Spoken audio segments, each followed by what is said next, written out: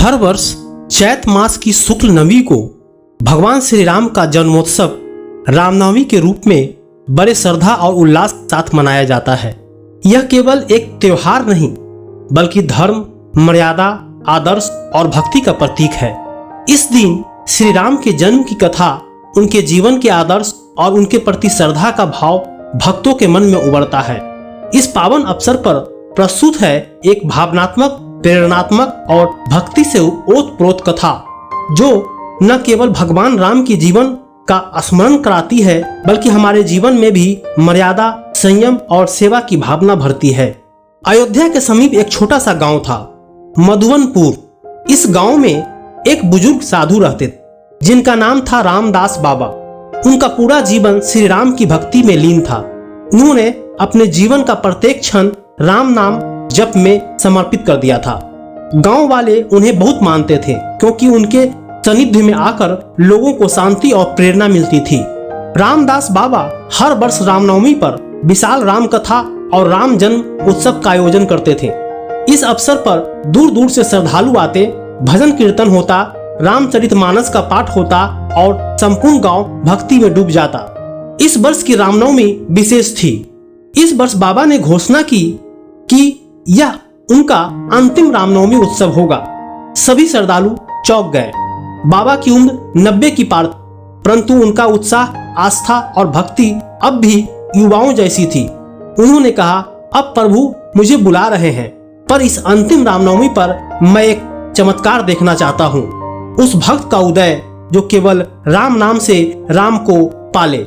इसी गांव में एक लड़का था, कृष्णा। उसका हृदय कोमल था पर मन भटका हुआ। उसके पिता शराबी थे और घर में हमेशा कलह रहता। कृष्णा का मन संसार से उबा हुआ। वह अक्सर अकेले में बैठकर प्रश्न करता, क्या ईश्वर वास्तव में है? अगर है तो मेरी पीड़ा क्यों नहीं खत्म होती? रामदास बाबा अक्सर उसे राम कथा में बुलाते, पर कृष्णा झिझकता रहता।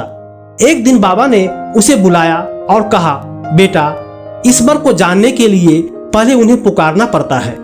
तू एक काम कर, आज से राम नाम का जप शुरू कर दे, केवल 21 दिन तक। अगर कुछ ना बदले तो तू मुक्त है कुछ भी सोचने को।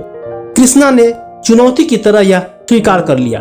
पहले दिन कृष्णा ने संकोच से राम राम कहा।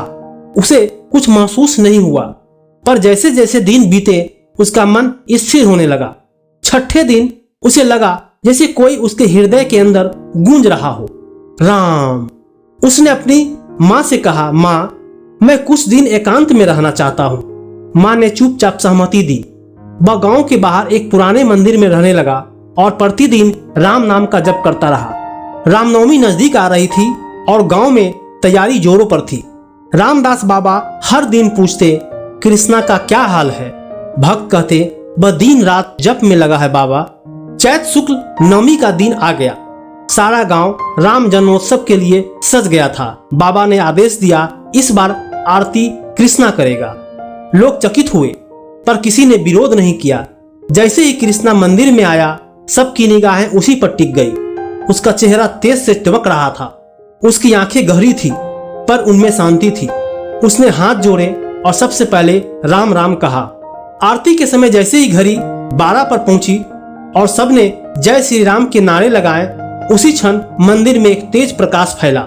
सभी स्तब्ध रह गए। रामदास बाबा की आंखों में आंसू बहने लगे। उन्होंने हाथ उठाकर कहा, देखो, यह वही चमत्कार है जिसकी मैंने प्रतीक्षा की।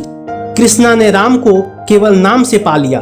आज मेरे राम जन्मोत्सव का पूर्ण फल मिला। उसी रात रामदास बाबा ने कृष्णा को अपने पास बुलाया और कहा, बेटा, अब यह सेवा तुझे सौंपता हूँ। तू लोगों को राम नाम का महत्व सिखा। यह नाम ही मोक्ष है, यह नाम ही शक्ति है, यह नाम ही प्रेम है।